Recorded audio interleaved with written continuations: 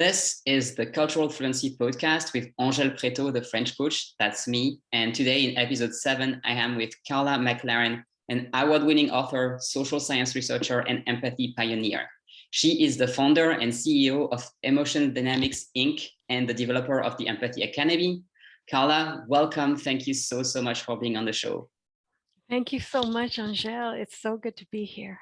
I am so happy to have you. I have been reading and rereading your book, The Language of Emotions. The practice have helped me get unstuck countless times over several years. And I've also recommended your work to my students in several of my workshops, actually, as part of the French Fluency Accelerator, which is my group program. And, one could wonder, what does the practice of emotion have to do with learning French? And the answer is like everything, because emotions literally have everything to do with everything. Your work is absolutely all-encompassing. It's incredible. And I'm dying to know, how did you arrive at this work? What made you decide to pick such a colossal task?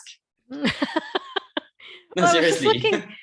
This book is not in French. It is in 8 languages, and it's not in French. What the heck? You need, maybe we can talk about how the French are. We need this book to be in French. All right. Yes. So can only confirm. I chose the emotions, but they chose me. It came about in a kind of a difficult way, which is that I experienced a great deal of childhood trauma. And in many cases, people who are traumatized have a lot of emotional volatility, that sense. So for me, emotions were not these controllable or understandable things. My experience was that they were just coming at me, that it was just too much. And so I turned toward them pretty much to say, what are you here for? What are you? Why is this happening? And then getting into that relationship with the emotions, began to understand what each one does and why it comes forward and what what the process is. So it was really a kind of a life-saving idea for myself. I have to figure emotions out. And once I did, then I started teaching other people and went, oh, this is useful for other people as well. So that's where it started. Right. That makes sense. And then it evolved into a grand unified theory of emotions, which is like, what is that even, and why do we need it? I think there were so many situations where I would look at in psychology and psychiatry and neurology, and nobody had a definition of emotions. There wasn't one, or sort of an overarching picture of what they were. Everybody was fighting about it. And so I thought, let me create or organize, what do all the emotions do? How do they function? How do they work together? And so that's what I meant about grand unified. It's like, sort of, what is that whole realm of emotions? What is an emotion? Why does it appear? What's its purpose? And why are there so many of them? Right. I see. Is that a question that you could answer for us in like a short amount of time right here? Or yes. What is an emotion? Why do we have them? Why do we have them?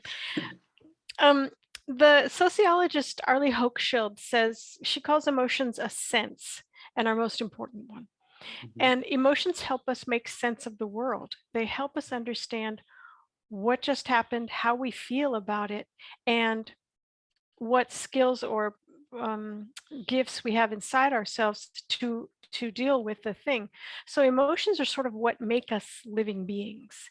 And sadly, they've been shoved into the shadow in most places. So in highly intellectual circles, the emotions are, oh my gosh, they're terrible. In highly spiritual circle, the emotions are like, get those out of here, And so the emotions have been in the shadow. And one of the things about the shadow, for people who have done shadow work, which is a Jungian process to deal with hatred and adoration, is that in the shadow is the gold. The shadow contains the power. So I thought, I'm going to go there. I want to go where everybody says don't go. And I want to go to the thing that everybody hates to see where the power is. And what I found is that emotions are, they're like, the intellect isn't up here and emotions are down here. They're here together. And so emotions sort of underlie everything we think, every action we take, every belief we have, every choice we make. Emotions are there. And if we don't understand emotions, we won't understand ourselves. We won't know why we do half the things we do. We'll just be, we'll just be a mystery to ourselves. Right. Yeah. Do you feel that this issue is particularly a Western issue, or have you also witnessed it in other cultures, perhaps in different ways? I have seen it in the cultures where, for instance, in Asian cultures, there is a difficulty with emotion and it's a different kind of difficulty than you see in European or Western cultures, but there's still a problem with emotion, that you don't want to show certain emotions, or you want to put certain emotions on top of others for social, harmony. Right. And I think in cultures such as African tribal cultures, I know a couple of African tribal cultures, emotions are more accepted, although they may not have the same terminology we do. Sort of course, you feel upset, that would be normal. Instead of here, we would say, don't get upset, Right. start meditating.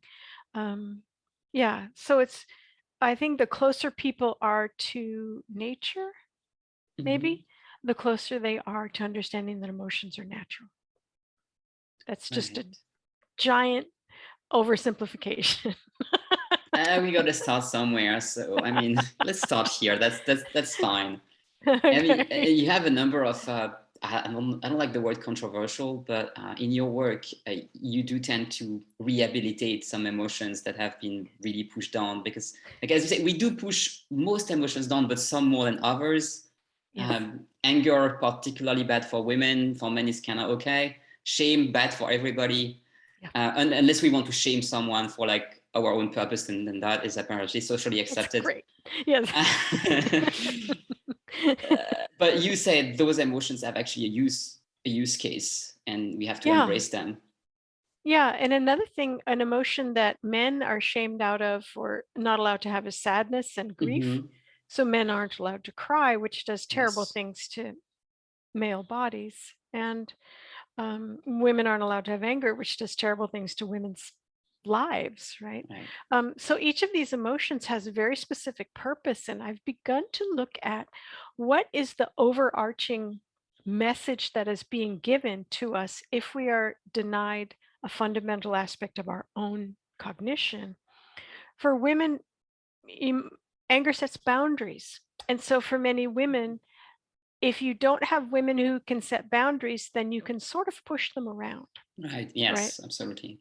And you can also continue to look at them as weak because they can't speak up. And for men with sadness and grief, sadness helps you let go of things that aren't working anyway. Grief helps you mourn death and tremendous loss. And if men can't let go and men can't mourn, then we create a kind of a violence in men, so that we can tell each other, oh, men are violent. So women are weak and men are violent. Instead of look at what happened to people who aren't allowed to access their own human emotions, right? And with shame, which is a beautiful emotion that we've been taught to just despise and hate. Shame and be ashamed of. As the to be ashamed of my shame. You're ashamed of being ashamed. It runs a circle. Yeah. I don't even know where I'm going anymore. I'm ashamed of shame. I'm afraid of fear. I'm angry about anger. I'm sad about sadness. Like, okay. It might never end. Yeah, it doesn't. And I call this like an emotion pileup, like a pileup of cars on the freeway. It's like I feel shame and it has a purpose, but now I feel shame about shame. Now I feel afraid because I'm ashamed. Now I'm angry that I'm ashamed. And I'm like, stop it. Let's move the pileup and just focus with this one emotion. So shame's job is to help us live up to the values and morals and ethics we've agreed to. And if our values and morals and ethics are livable and healthy, then our shame, we might not even feel it as such. Say one of our values is I want to floss my teeth at night, and you floss your teeth, boom. And if you don't floss your teeth, your shame will be like, once you get into bed, did you floss? You're like, dang it. And then you get up, right? That's your experience of shame. Yes. But what if your shame has somehow picked up the idea that no one will love you until you're perfect? Yeah, I've A been lot there. of people have that, right? And Yeah. so some poor soul comes to love you and you're not perfect. So your shame goes on a bender and it comes at you constantly. You can't be loved. You can't be loved. You can't be loved. So what a lot of people do is they look at this kind of, their shame as shame is a bad emotion instead of look at this unlivable idea that shame is trying to Right. uphold in you, that you can never be loved until you're perfect, which of course is unlivable and impossible. So in a way, you set your shame up to be a jerk, to be a Yes. continual awful jerk. And it's not shame's fault because Hmm. it's just holding you to the agreements that you made. So the work with shame is to figure out what agreements you made. Right. And often you made them very, very early and you don't remember. Or Or you were not even forced to make them. consciously. Yeah. Yeah, you have no idea, but you know that you just feel, Hmm. gruesome and grotesque when you Yes. try to do thing 1, 2, or 3, and you're just filled with painful shame that you cannot manage. And it's a lot of people turn toward the shame and go, "That's a terrible emotion." Hmm. Yeah, yeah. So I'm assuming in your work you work with a lot of people who are in that situation. How do you start working with someone who's feeling ashamed and feeling that they shouldn't, that it is a gruesome emotion? How do you even get started with that, like helping someone out? Yeah, we listen to the shame and we've made it pretty, we've got like a shame flow chart. So, Hmm. you feel the shame and is this something you've agreed is a valuable thing? Yes. All right. So listen to the shame, make your amends, don't do the thing again, and the shame should relieve itself. Right. Is this a thing that is not livable? Yes. Then we need to renegotiate that thing. So we actually do something called burning contracts or renegotiating contracts, where the contract may be no one will love you until you're perfect, and just write it down or imagine it and move it out of yourself. And if it's, and burn the contract or throw it away or close it.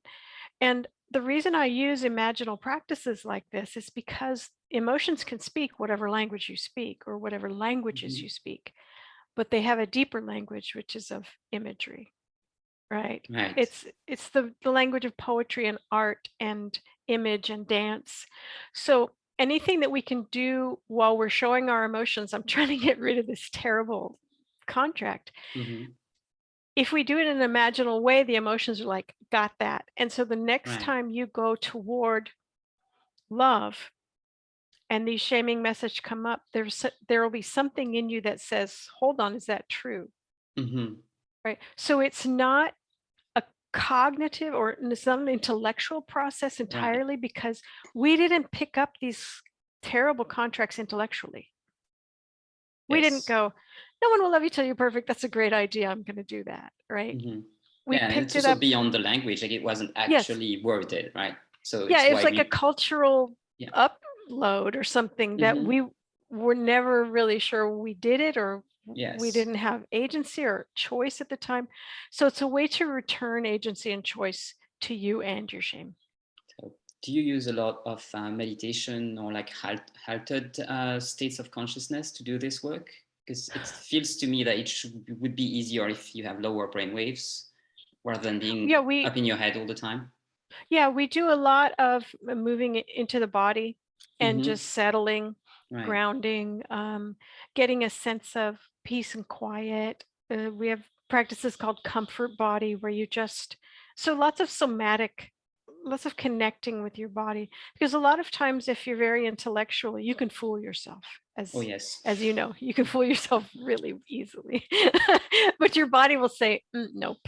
And your emotions will say, I don't think that's true. Right. And if you don't have any connection with your emotions or your body, you can create a kind of a schism, right? A Hmm. kind of a, here's your intellect telling you what's true, and your body and your emotions are like, that's not true. And instead of being able to access body and emotions, you mostly just look down on them and like, well, you're just terrible. Your intellect's just shut up. And so what we try to do is get the intellect and the body and the emotions to get more connected with each other, so that the intellect isn't the bully that it can be in highly intellectual cultures. So you can be more integrated and work more with not just your intellect, but your whole person. Right. Yeah. And then you hopefully be less ashamed of everything, I guess. Hopefully, or ashamed appropriately if you're doing something you shouldn't do. If you're actually doing something wrong. Yeah. I mean, I did hear, I don't know if you subscribe to this idea. I heard that guilt is being guilty or ashamed of what you've done, versus shame is being guilty or ashamed of what you are, of who you are. Yes, Would you and make a this lot distinction? of people, I don't, because I see them as the same emotion. If I feel what they call guilt, it's guilt about something I did. It's shame about something I did. If I feel shame about what I am, it's shame about what I am. And I think a lot of people say that the shame about what I am is not survivable. And I was like, have you been in the planet Lots Earth? of people do survive with it. Not well, but they do.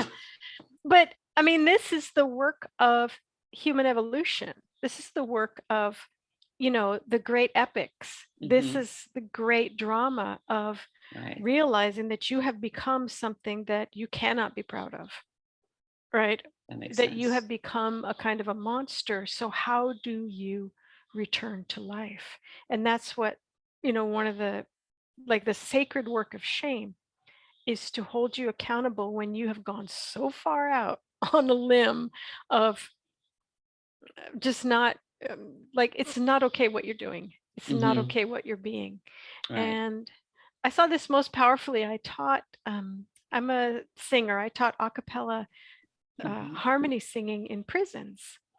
And I went there my idea was very white middle class lady idea. Right? It's like, I'm going to go teach singing. Go teach singing in prison. Why not? Yeah, why not? No, but what I find with singing a cappella harmony is that it helps people create a community of the voice, and that these men were being forced to live together in a way that was very unhealthy and uncomfortable for them. I thought, let's bring some joy into the fact that they are trapped together. And what I saw was these are people who were in for life here in the United States. We have life sentences, and they weren't getting out ever. And they didn't just do something bad, right? They didn't just sort of trip and murder someone. It's like, whoops, I murdered you.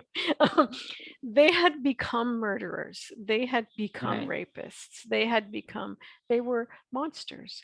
And they were there doing art, drumming, poetry, drama, music, singing to reclaim their souls. And it was one of the most beautiful places I've ever been in my life. And so that for me is a picture of what shame could do. I see. If you know how to hold it. Yeah. Wow, that's a very, very powerful picture. It is. It was a beautiful place. I miss them. It's like, why can't we go to prison? No. Be careful what you wish. I heard you might manifest it. Be careful. Don't get anxious I'll teach about singing it. when I'm there. I'll be like, okay, we're singing.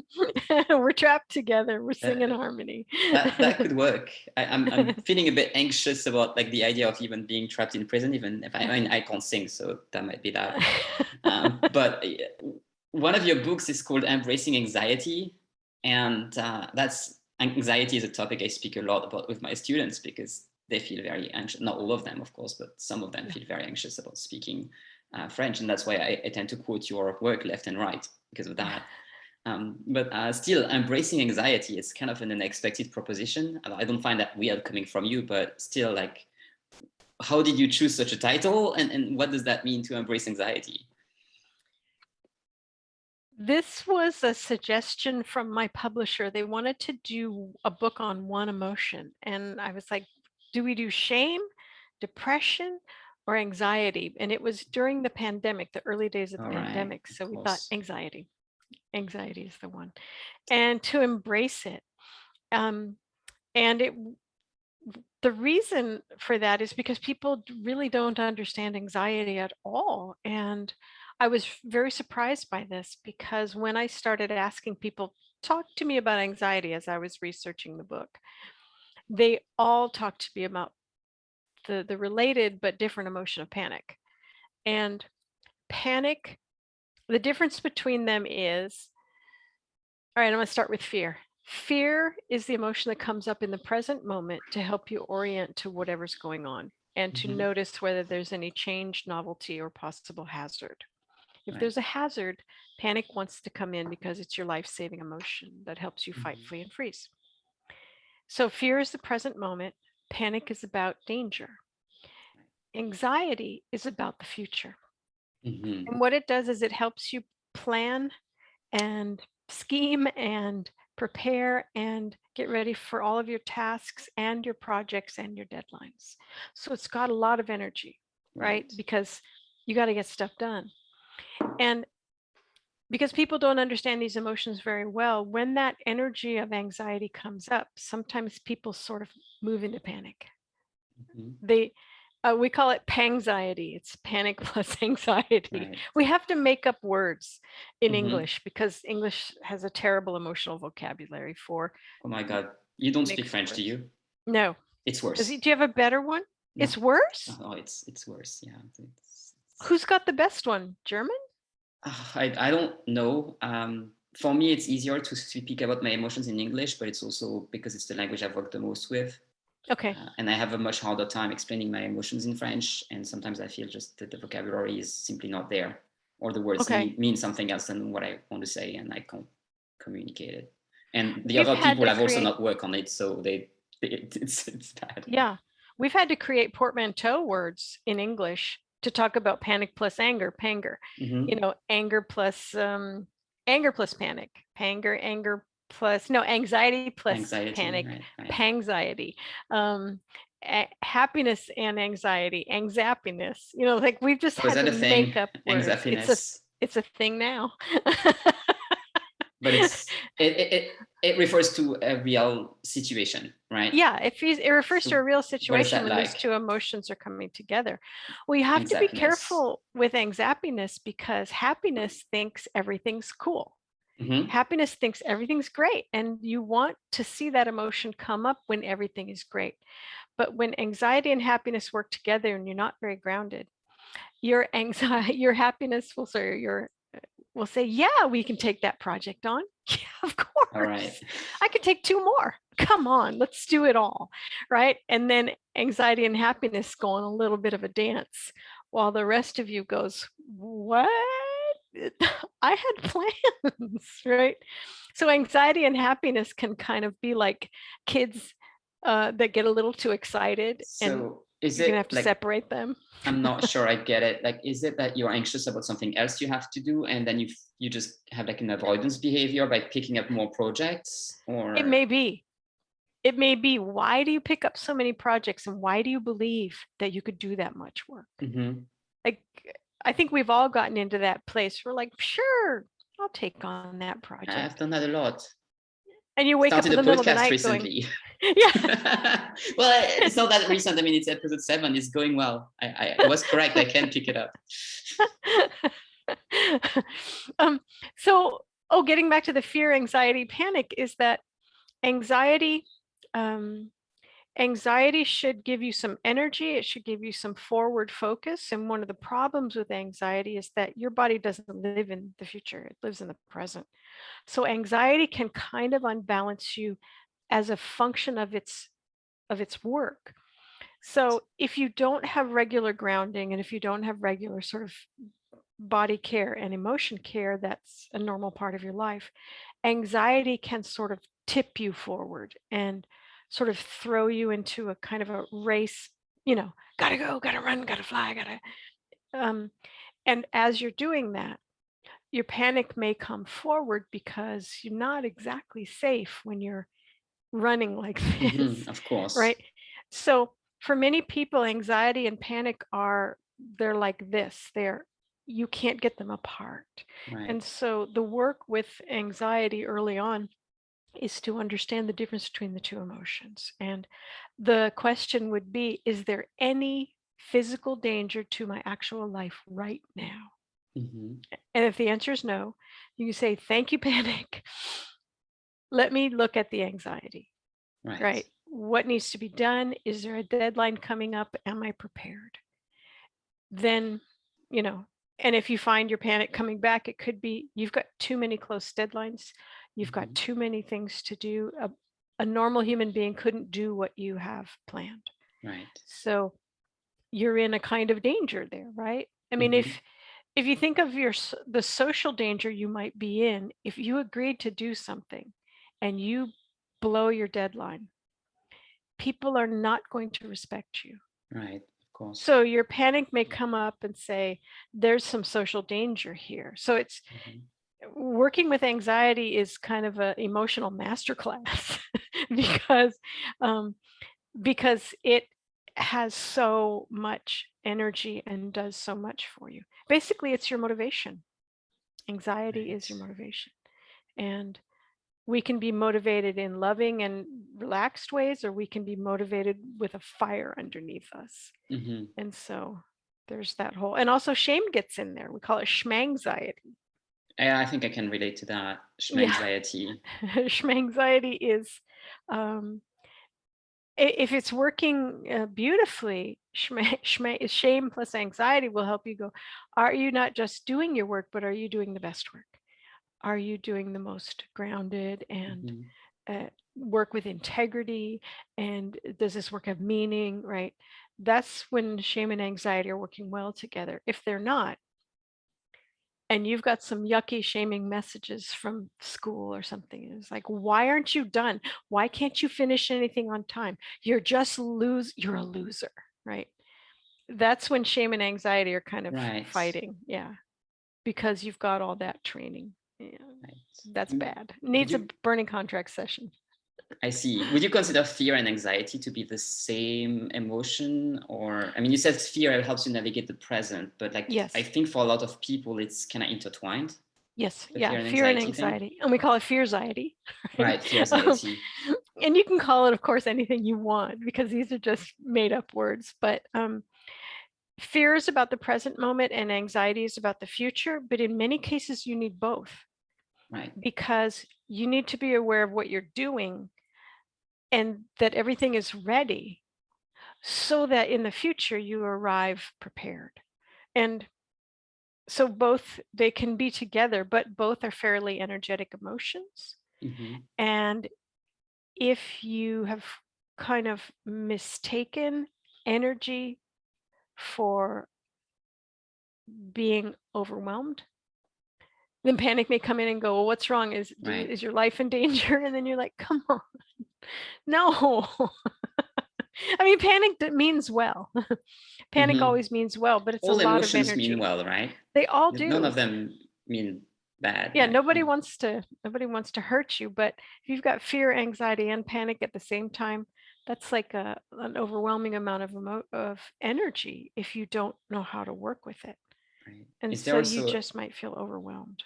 Is there also a combination with shame in the mix, like fear, anxiety, and shame?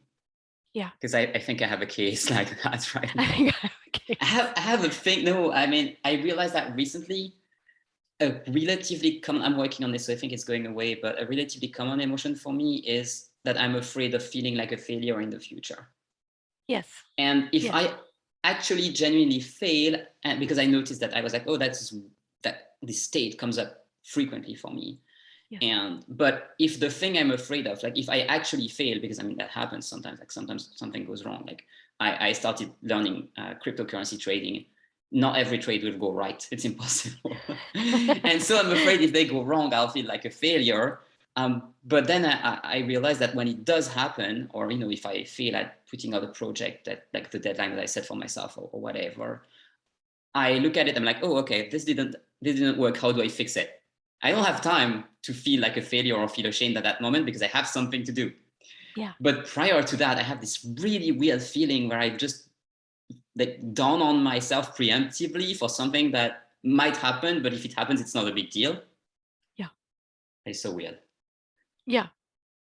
But it's Is not, that there's frequent? some kind of messaging in there, right? Yeah. There's some kind of messaging in there about failure. And I don't think most of us have gotten very good messaging about failure, No, no, because definitely not. it is so crucial for learning. Failure is so important, but I don't think I ever heard that in school. Yeah, it's something I work with my students on a lot, because they're afraid of making mistakes.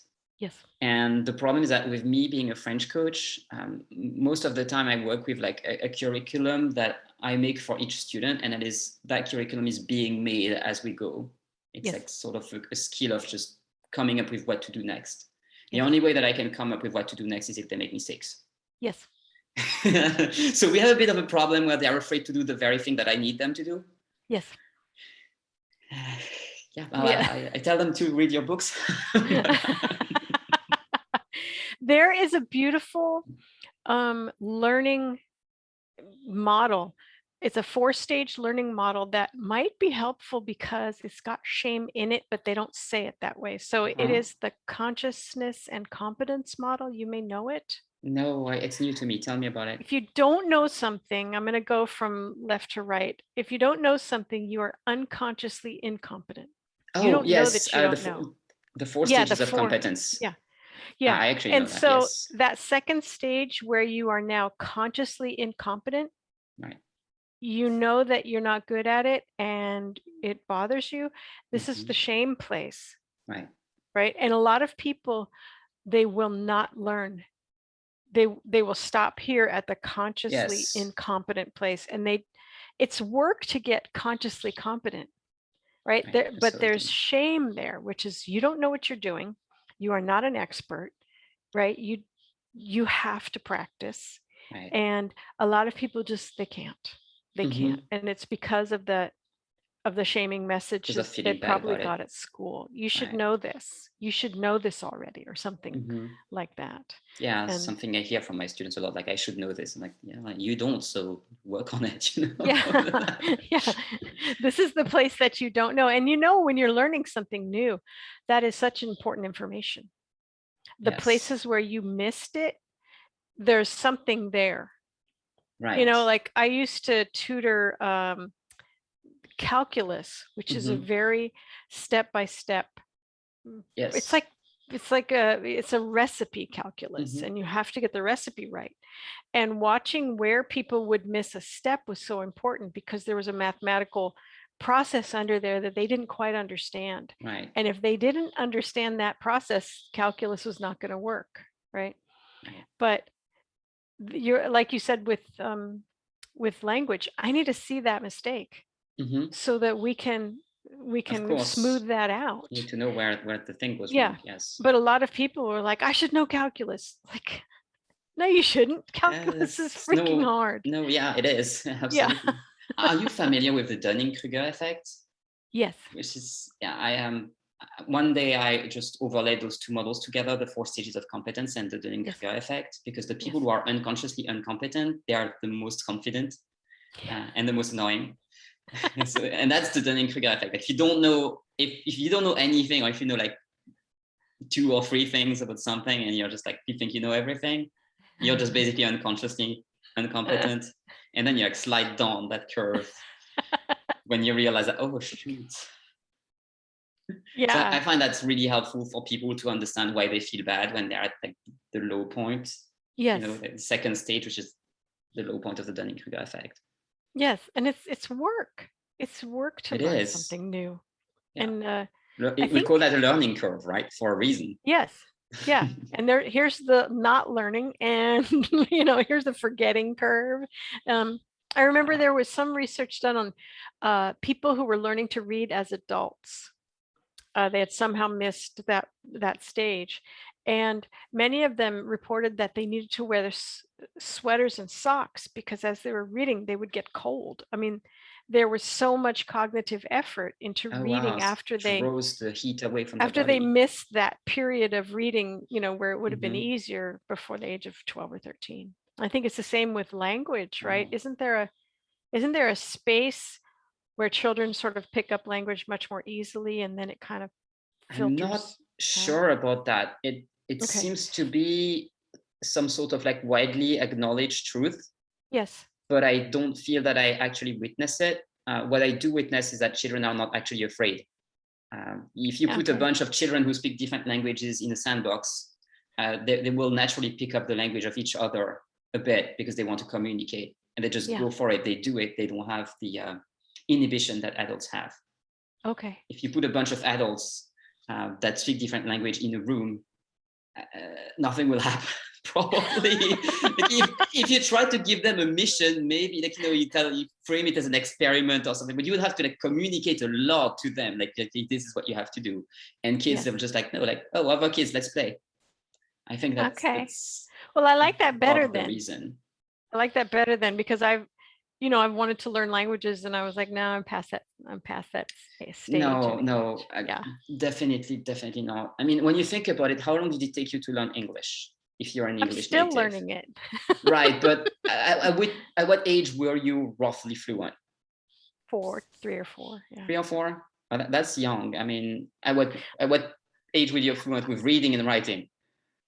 Reading about 4. We were very early readers in my family. Okay, and early writers. This is not average, not at all. No. Average person, I'd say they would master English with like the 4 competencies, had like 7 or maybe 8 even. Or not earlier than 6, at least not in France. In France, we learn to read at 6. So I don't, it might be different from country to country. Okay. But if it took you from age 0 to 6, even from age 0 to 4, when you think about it, it's 4 years. Yeah. Imagine how, if you would put all of your dedication into, say, French, in 4 years, you would be very far with the language. I propose that people can become fluent in 1 year with the kind of system that I use. Oh, wow. In 1 year from birth to 1, you're not going to get fluent in your native language. Yeah. So of course it's harder if it's the first one. You have to like put all of your neural pathways, you have to train every single sound and everything. So you do use, and that's one reason why it's, I think, somehow easier for adults and for children, is that you can use the language that you already have, some sort of universal grammar, and especially if it's English and French, because 50% of English comes from French directly. You actually already have 50% of French vocabulary for free for being an English speaker. But if you want to pick up French, it would be a lot easier than if you want to pick up, say, Chinese or Arabic, because those languages are way different. And they're much farther from English than French is. Yeah. Well, no, I like what you say. I have tried to learn languages and I lose my English. I have a number of learning disabilities. Yeah. Dysnomia and dysgraphia and that doesn't help. Yeah, that makes it harder. That doesn't help. So I end up losing my English. Do you have a sense when you're learning a new language, are you losing your French? Yes. It is for me, because now I do most of my work in English and I speak a lot more English than French. Also, I live in Austria, which is a German-speaking country. Yeah. I actually have to force myself to read in French, listen to French, and actually meet with French people to keep practicing.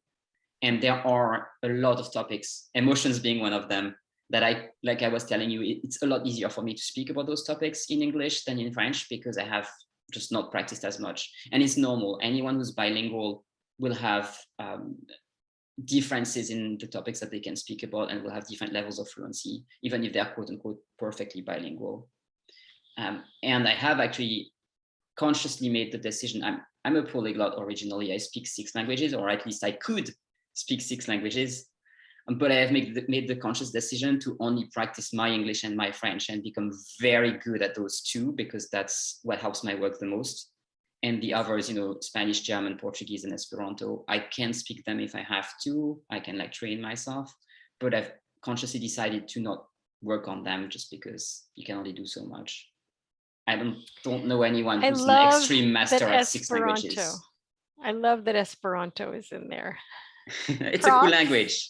Props to Esperanto. It's easy to learn too. Actually, if you want to learn languages, you should learn Esperanto first, because it will be fast. But who do you speak Esperanto with? Anyone who speaks it. You can find people everywhere who speak it. Oh, really? Well, I mean, it depends. Maybe not in like the darkest countryside where there are a few people. But if you live in a major city, there probably are Esperanto speakers, yes. Oh, I love that. I love that. I just love the whole story of Esperanto. it is just so hopeful It is, yeah. yeah.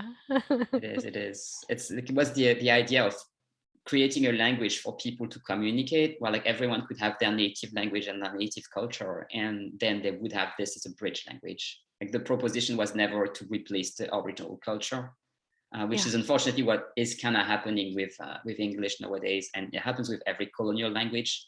I mean, French is just as guilty as English for that. It's just that we are losing the battle lately against English. But yeah, like it's in a globalized world, we just tend to have a culture overpowering the other, and it's the Esperanto was a proposal against that. It just doesn't seem to be very, I don't know. Actually, I'd love to hear what you think about it. Like how do you feel that the globalized work is going? Like, you know, different cultures, different spiritualities, perhaps. Do you think that emotion, like your work, can help with that? I don't even know how to word the question. Do you see what I mean? Like the whole different cultures, really globalized worlds, all of that. It's yeah. The book, The Language of Emotions, is in Turkish, Russian, Czech, Hungarian, Slovak, Chinese, Italian, and languages. Japanese. And even 2 versions for Czech and Slovak. I know. Wow. I know. It's sort of like they're surrounding Poland, but it's not in Polish yet. Because Russian, Czech, Hungarian, Slovak, and Turkish. And what's no been interesting, no German, no French, no Spanish. So weird. But Italian, that's close. It's close. Yeah. What I was always really fascinated to see, are people going to say, we have different emotions here, or these emotions don't translate, you know, this book is okay, except you left out this, and we don't even know what you're talking about with jealousy and envy, or something along those lines. But people haven't. I was really surprised with the Chinese version that they were able to find words that, you know, words and concepts that translated into Chinese culture. So I wonder, no, I don't wonder. Emotions are our native language. Right. And when people don't share a language, they can emote at each other. You know, they can go, I don't know. You know, they can gesture and emote at each other and make sense. And I think you can do that across cultures. Children in the sandbox. It's how the children in the sandbox communicate, you know. Yeah. See this? Yeah. One language that I did have an easier time learning was American Sign Language, because it's gestural and it's a very emotive language. You can swear really beautifully in American Sign Language. I want to learn it now. And each country has their own language, their own sign language, which is sad. I think there should be an Esperanto sign language. Yeah, so that I think so too, but I don't know, for some reason no one created it. Yeah, it would be great to have that. But I think emotions, anything that connects us through emotion, like drama, art, music, literature, dance, helps us understand that we are one species, and that we are not as separate as our borders and languages have, you know, made us think that we are, but that each brings such beauty and difference to it. I love hearing about different words in different languages for emotions that maybe we don't have in English, or you don't have in your language. Like I was talking about German, because they can put words together. Yes. They don't have to call them portmanteaus. No, it's how the language works. Feature. It's a feature of German. So I love Schadenfreude, which is an emotion that you don't really have in other languages, actually. Yeah. I mean, in English, you have to have this long sentence. It's like the joy you feel when someone else has something bad happen to them. Yeah. Can you say it more shortly in a shorter way? I call it savage glee about the misfortune of another. Glee. Okay. Savage glee. And so it's got like this rage and this extreme happiness about someone falling. We have a similar word in English called gloating. Oh, so you win and then you gloat. and you shame the other person for being the loser. So it's not exactly like But Schadenfreude, that would but be within a game or with some competition. yes. Well, Schadenfreude, it could be like you hear about someone having something happen to them and you're not even part of the whole thing, you but you're still haven't won. happy. Yeah, you're just, yeah, it's like, especially when someone high has been brought low. Yes. Like you don't usually have Schadenfreude about a child falling down. No, it would have to be would someone, be cruel. yeah, about like a very wealthy man falling off his yacht. You'd be like, yes. Something like that. Or someone you're jealous of, Yes. with or without reason. Yes, yes. So I love hearing about emotions from other languages. And there is a lot of research saying that the more articulate and granular your emotional vocabulary is, just by developing more vocabulary, you become better at regulating emotion, because Yes. now you know it's an emotion. It's not just sort of like, am I having a heart attack? No, it's panic, anxiety, and fear, and some shame. Yes. It's not my heart, so you can actually, and I love developing more and more and more emotion vocabulary from different languages. Does French have anything really cool for an emotion word? For emotions, no, most of the really cool thing we have are like intellectual stuff. Like one very favorite is l'esprit de l'escalier. It's like the spirit of the staircase.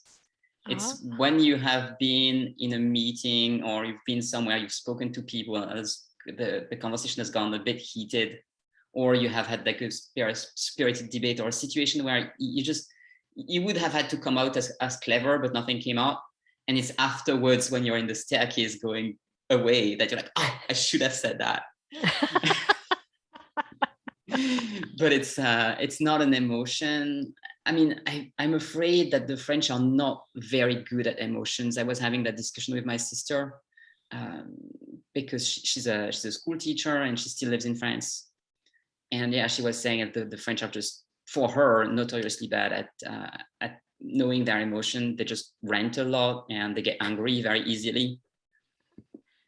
And they think that things are intolerable, but that's it, which is sad. It's sad. I mean, I started the whole personal growth work and the work on emotions a long time after I had moved away from France, and a long time after I had also started to work with English mostly. And that's why for me, I know all of this in English. I can very easily label my emotions in English.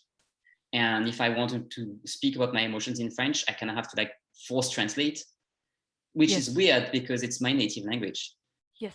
But because I have practiced this in another language, I have a hard time translating. Another topic like that is gender and feminism, because it's a topic that is much more better developed in the English cultural realm than in France. Yes.